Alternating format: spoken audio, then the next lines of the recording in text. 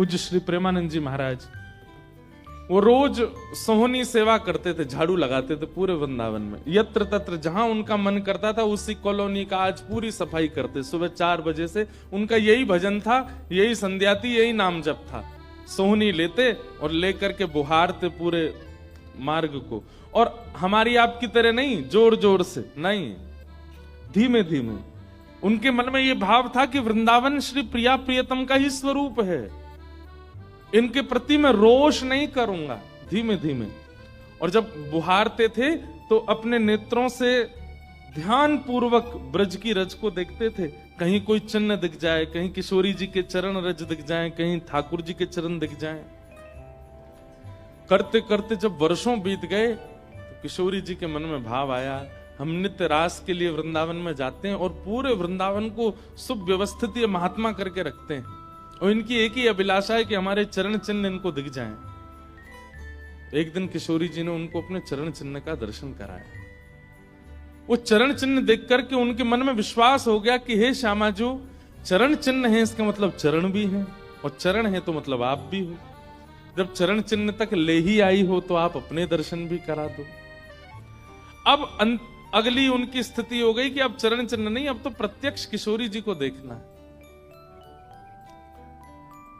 लेकिन हमारे ब्रज की एक परंपरा है कि जब तक किशोरी जी की सखियां अनुमति नहीं देंगी ना, तब तक किशोरी जी के दर्शन नहीं हो सकते। इसलिए ललिता जी को मनाओ, विशाखा जी को मनाओ, यमुना जी को मनाओ, गोपेश्वर महादेव को मनाओ, सखियां जब रीझ जाएंगी तब किशोरी जी से मिलना होगा।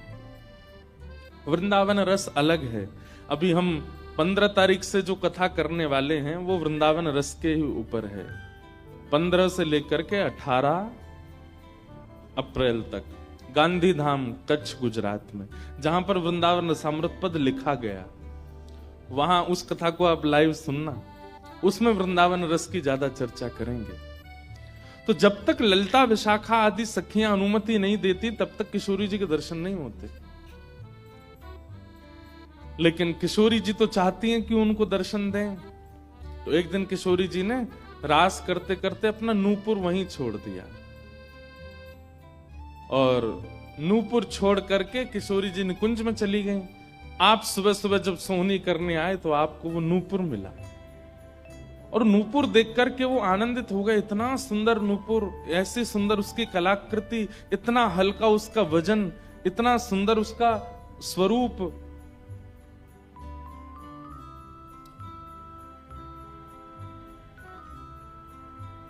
आपके मन में भाव आया कि कोई बड़े घर की लाली होगी, उसका रह गया होगा, मैं रख लेता हूं, कभी कोई मिलेगा मांगने आएगा कि भाई हमारा नूपुर दो तो मैं दे दूंगा। आपने वो नूपुर अपने पास रख लिया। नूपुर से दर्शन किशोरी जी ने कईयों को कराए। इसलिए वृंदावन में जब चला कीजिए ना, बहुत ध्यान पूर्वक देखते हुए पृथ्वी को चला कीजिए, क्या पता क्या मिल जाए।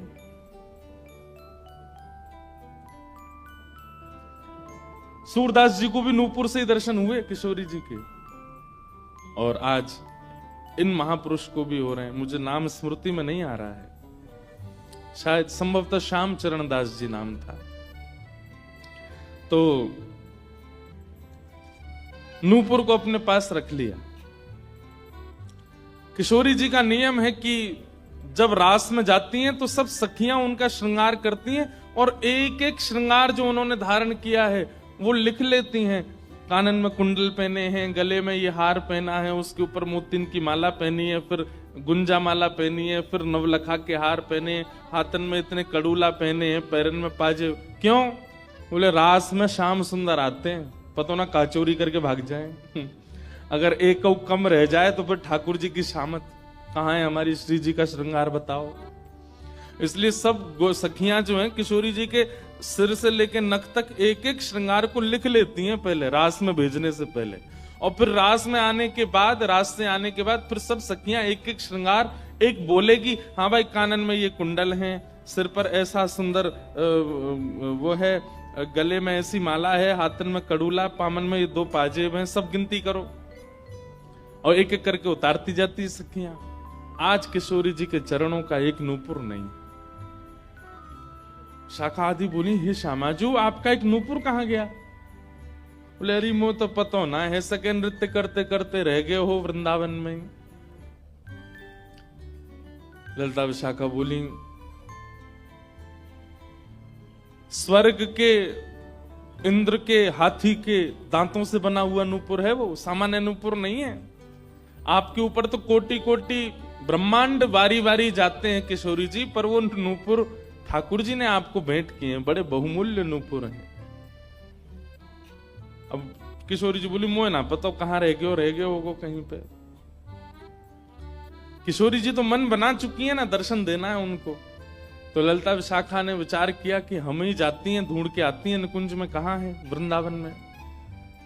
बोले अपने रूप में तो नहीं जाएंगी, तो एक वृद्धा का रूप धारण किया, एक वृद्ध मैया का रूप धारण करके ललिता विशाखा गई और वृंदावन में ढूंढने लगी नूपुर कहां है। तभी ढूंढते ढूंढते वो महाराज जी सोहनी कर रहे थे, उनके सामने पहुंची। अरे बाबा हमारी लाली आई सवेरे सवेरे यहाँ पे, और बाके पाम को एक नूपुर रह गयो, तेने देखो। बाबा बोले तुम कौन हो रही? बोले हम पास के गांव की रहवारी, हमारी बहू है वो, और या की लाली है वो, जाको नूपुर रह गयो है। बाबा बोले मैं कैसे पहचान जाऊं कि तुम्हारी ही लाली का नूपुर है? भाई मनचले लोग हैं, बहुमूल्य वस्तु किसी पे देखते हैं तो सब अपना अपना बताते हैं। रोड में अगर 100 रुपया गिर जाए और 50 लोग वहां से निकल रहे हों, कि कोई पूछे भैया 100 रुपया किसका, सब अपनी जेब चेक करते, भले ही कुछ लेके नहीं थे, भले ही जेब में कुछ नहीं था, फिर भी देखते लग तो मेरा ही रहा थे, मेरे जेब में 100 रुपए तो थे। सब अपना बताते हैं बहुमूल्य वस्तु को। तो मैं कैसे मानूं कि तुम्हारा नूपुर है? अरे बाबा हम कह रहे हैं तुम थे। बोले कहवे को अभी मैंने तो नूपुर, मैं तो असमंजस में पड़ जाऊंगा कि मैंने गलत आदमी दे दियो। बाबा फिर कैसे मानेगो?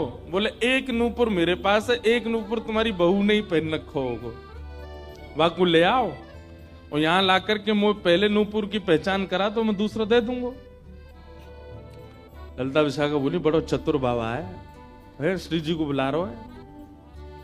अरे बाबा तो शर्म ना आवे, ऐसी घर की बहू बेटी ने हम तेरे पास लेके आवेंगे? बाबा बोले तो फिर चले जाओ, तुम पे भैया खूब धन धान्य, दूसरों ऊपर बनवा लियो, जे मुंह पे ही रहने दो। ललिता विशाखा बड़ी चिंता में लौट करके आई तो किशोरी जी बोली क्या बात है, आप इतनी चिंतित क्यों? बोले एक बाबा है, बाने आपको नूपुर धल लियो, यूं कह रहा है कि पहले जिनके पास एक नूपुर है उनको लेके आओ, तब दूसरा दूंगा।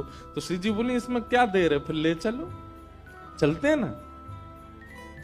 विशाखा जी समझ गई, बोले हे ललिता जी ये सब लीला किशोरी जी कर रही हैं, इनको दर्शन देना है उनको, और हमसे और आपसे स्पष्ट कह नहीं सकती, क्योंकि हम तो फिर सबको परखने लगती है ना कि इसमें कोई दोष तो नहीं, इसमें क्या गुण है।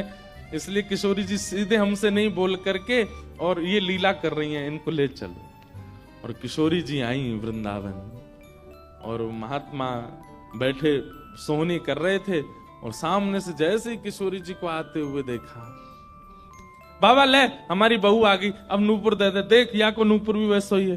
बाबा बोले मेरी आंख की कमजोर है ने, दूर से दिखना रही, पास लाके हाथ से स्पर्श कराओ। ललिता विशाखा बोली बाबा तो शर्म ना आ रही अपनी बहू को स्पर्श करा में? तो बोले चरण स्पर्श करावे में कहा देर, ले आओ। किशोरी जी समीप गई, जैसी चरण स्पर्श किए अपने हाथों से नूपुर पहना करके लिपट गए चरणों से। हे किशोरी जी, हे श्यामाजू, अब कृपा करो, मैं जानू ना तो ये दोनों कोई बूढ़ी मैया हैं और ना आप इनकी बहू, आप साक्षात किशोरी और ये ललिता विशाखा है, अब मुंह पे कृपा करो। तो किशोरी जी ने उसी नूपुर से उन महात्मा के सिर पर एक चिन्ह बना दिया, अपने नूपुर का ही चिन्ह बना दिया, और कहा बाबा अब जीवन भर ये छाप आपके मस्तक पर ही रहेगी, मेरे नूपुर की छाप। उन महात्मा के मस्तिष्क पर जैसे हमारे तिलक दिखता है, ऐसे प्रत्यक्ष नूपुर की छाप प्रत्यक्ष सबको दिखने लगी। अब ये तो थी उनके ऊपर कृपा, लेकिन इससे क्या हुआ कि वे महात्मा लौट करके जब अपने आश्रम आए तो उनके गुरुजी ने जब उनके माथे पर देखा तो वो बोले, ए तुमने अपने गुरु के द्वारा दिया हुआ चिन्ह बदल दिया? हमने जो तुमको तिलक दिया तुम वो क्यों नहीं लगाते, ये क्या लगाए घूम रहे हो। तो हाथ जोड़ के निवेदन किया, गुरुजी ये कोई तिलक नहीं है, ये कोई चिन्ह नहीं है, ये तो मेरी किशोरी जी ने कृपा करके अपने नूपुर का चिन्ह मुझे दे दिया है। तो गुरुदेव बोले, हाँ तू बहुत बड़ा भक्त है ना, किशोरी जी आकर के तुझको चिन्ह देंगी। कोई माने नहीं, सब बोले जाओ इसको मिटा के आओ, और जो मैंने तुमको चिन्ह दिया है वो लगाओ। अब पहले तो उनके हाथ कांपे कि मैं इसको कैसे मिटाऊं, लेकिन गुरु आज्ञा से ऊपर कोई नहीं। देखो ये गुरु निष्ठा होती है। किशोरी जी ने भले ही चिन्ह दिया, लेकिन गुरु आज्ञा है तो ठीक है। गए यमुना जल से, सुबह से शाम हो गई मिटाते मिटाते, लेकिन वो चिन्ह मिटा नहीं उनसे। शाम को लौट करके आश्रम आए तो गुरुजी बोले, मैंने तुझे सुबह टोका था ना ये चिन्ह मिटा के आ, और तू अभी भी नहीं मिटा रहा। बोले गुरुजी मैंने प्रयास तो बहुत कर लिया लेकिन ये मिट नहीं रहा है। तब भी उनके गुरुजी माने नहीं। अब तो महाराज ये होने लगा कि गुरुजी को इतना क्रोध आ गया कि ये इतना हट कर रहा है कि हमारे द्वारा दिया गया तिलक चिन्ह उसको अस्वीकार करके और ये मनमुखा चिन्ह लगाए घूम रहा है माथे पर। गुरुजी ने सब अपने परिकर के लोगों को बैठा करके पंचायत करी आश्रम में। बोले इसको निकालो, जब हम में श्रद्धा नहीं, हमारे स्वरूप में श्रद्धा नहीं, हमारे तिलक में श्रद्धा नहीं, तो क्यों रहता है यहाँ पे। वो रोते रोते बोले गुरुजी मैं सत्य बोल रहा हूं, ये किशोरी जी ने चिन्ह दिया है और मैं खूब प्रयास कर रहा हूं, नहीं तो आप प्रयास कर लीजिए, ये मिट नहीं रहा है। अच्छा अब हमसे चाहता है कि हम तेरे माथे को छू करके मिटाएं, नहीं माने। तब उन्होंने नेत्र बंद करके किशोरी जी का स्मरण किया, हे श्यामा जी मैं किसी को प्रमाणित ये नहीं करवाना चाहता कि आप मुझे मिली हो, पर मेरे गुरु के चित्त में मेरे प्रति अविश्वास आ रहा है, इसके लिए कोई आप लीला करो। तो भगवान के सखा श्री सुबल जी की ये आराधना करते थे। ये जो महापुरुष थे ये ठाकुर जी के सखा सुबल का चिंतन करते थे कि कभी मैं ठाकुर जी से मिलने का मन हो तो सुबल, जैसे भगवान के सखा है ना, तनसुका मनसुका धनसुका मधुमंगल श्रीदामा सुबल, तो ये सुबल का चिंतन करते थे कि सुबल कभी कृपा करेंगे तो मुझे ठाकुर जी से मिला देंगे।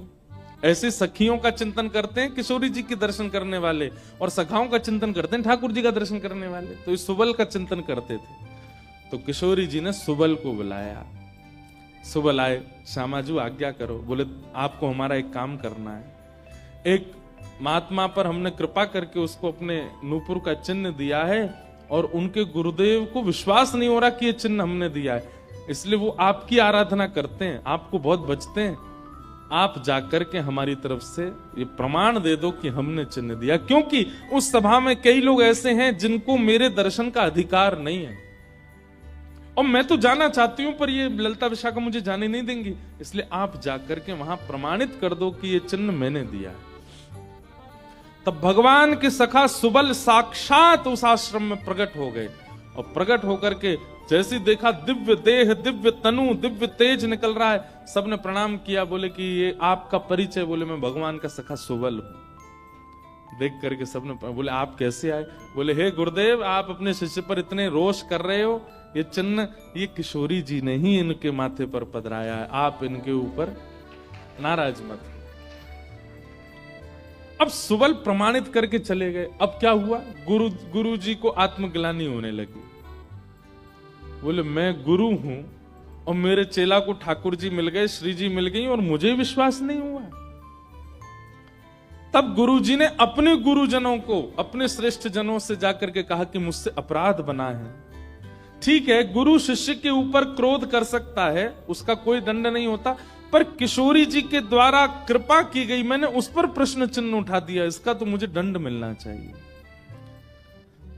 तब सब रसिक जनों ने विचार किया। बोले इसका क्या दंड दें। तो बोले आप एक काम कीजिए, दंडोत्सव कीजिए। दंडोत्सव। बोले दंडोत्सव में क्या करना है। बोले आज तक जितनी तुम्हारे पास जमा पूंजी है सब संतों की, भक्तों की सेवा में लगा करके और आनंद से सुंदर भंडारा करो, सुंदर नाम संकीर्तन करो, सुंदर अपने घर पर एक उत्सव रखो और उसमें जितने महापुरुष आए सबको दंडवत प्रणाम करते करते सबसे क्षमा मांगो। और फिर जब सब तुम्हारा धन संपत्ति अब तक जितनी कमाई वो सब संतों की सेवा में लग जाए, फिर उन संतों से कृपा प्रसादी मांगो कि आप सब मुझे क्षमा कर दो। इस प्रकार से दंडोत्सव करो। तो जिन्होंने ये भाव कहा है उनको ये दंडोत्सव करना है। दंडोत्सव मतलब अब पूरे जीवन की जमा पूंजी तो खर्च नहीं कर पाओगे, पर हाँ पिछले 3-4 साल में जो जमा कर रखा है प्रयास करो उससे। पंढरपुर में वारी जाती हैं, हमें भैया बता रहे थे अपने जो जिनके साथ हम घूम रहे थे कल, कि यहाँ वारी जाती है, यहीं से जाती है श्री पंडरीनाथ भगवान की वारी में इतने सारे वैष्णव जाते हैं, उनकी सेवा में लगा दो। वृंदावन जाके कुछ लगाया, पंढरपुर में लगा दो, गोवर्धन में लगा दो, और सुंदर अपने घर पर एक ठाकुर जी का उत्सव करके किसी श्रेष्ठ को वृंदावन से बुला करके उनका सुंदर संकीर्तन करवाओ, कथा करवाओ, 2-3 दिन का ही कोई उत्सव रखो। इस प्रकार से अपनी वो जमा पूंजी संत वैष्णवों की सेवा में खर्च करके भंडारा करा के जितनों से मिलो सबसे क्षमा मांगो। वारी निकलती है आषाढ़ी एकादशी पर, इतने सारे वैष्णव जाते हैं पंढरपुर दर्शन करने, मार्ग पे खड़े होकर सबको शरबत पिलाओ और जो जो शरबत पिए उससे क्षमा मांगो, मुझे क्षमा कर दो, मुझसे अपराध बना है, मैंने कंठी पहनने के बाद भी मांस का सेवन किया, मैंने मद्य का सेवन किया, मैंने ऐसा किया, ये क्षमा मांगो।